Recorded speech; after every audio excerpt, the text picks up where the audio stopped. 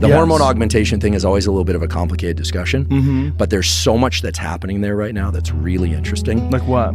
Well, for instance, sort of back to the topic of supplements, I always say, look, their behaviors are the fundamental layer. You have to do the right things for anything, for sleep, for learning, for sports performance. But then there's nutrition, supplementation, prescription drugs, and then off-label stuff, right? And so we always think about, when you hear hormones in sports, you always think just the raw conversation about anabolics, all the banned stuff. We can talk about that stuff and how it works. Years ago, I used to work on androgens, testosterone and its derivatives, and how it impacts brain development and body function, fear, and also mental states.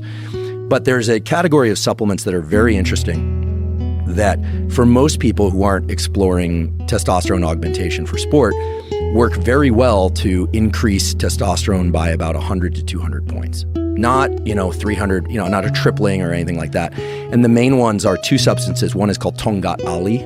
Oh yeah, that stuff's real, huh? Yeah. Oh yeah. Because what happens is the testosterone molecule, it's basically carried in a cargo. So it can be in its free form, unbound form, free testosterone. And everyone says, oh, I want more free testosterone. You want more, but these what are called sex hormone binding globulins. So there's something called sex hormone binding globulin and albumin. They carry the testosterone molecule to the different tissues of the body. So you don't want all your testosterone free. You want some of it bound up so that it can be delivered to the different tissues, including your brain.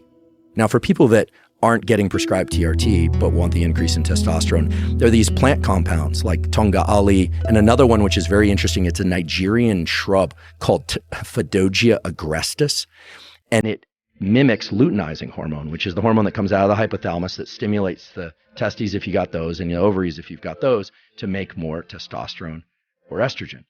And so those two herbal supplements together can give a significant boost in free and active testosterone. So you said Tongat Ali can give you 100 to 200? Yeah, about that. But what does the other one give you? Phaedogia is usually taken at about 600 milligrams.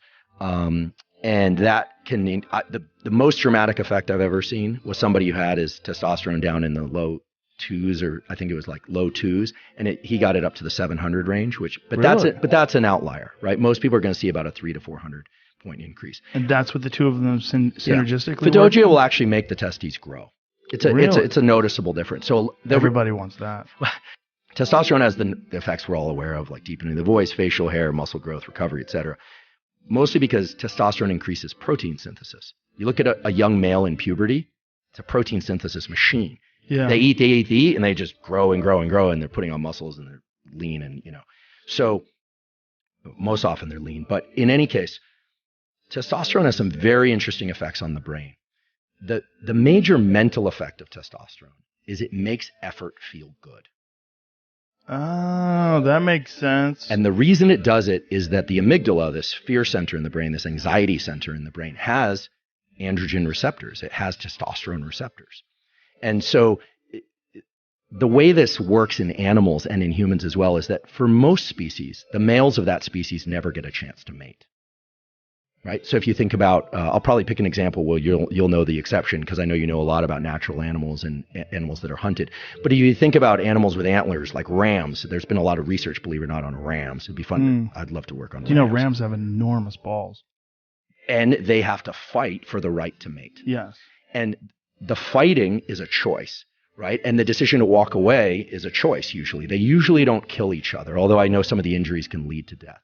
So testosterone, these surges in testosterone that happen seasonally in certain species like rams or even these little hamsters, the males will rip each other's testicles off in order to fight for the right to mate.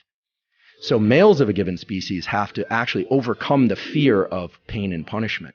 And the surge in testosterone is what causes the shift to the willingness to engage in battle. And so when humans are taking low doses or reasonable doses of testosterone, or they're increasing their testosterone, or they're going through puberty, effort and leaning into pain and challenge actually has the effect of making the body feel soothed and good. It's a drive, just like sex is a drive, or drinking water when you're thirsty is a drive. This stuff is all anchored deep within the hypothalamus. This isn't a cognitive thing.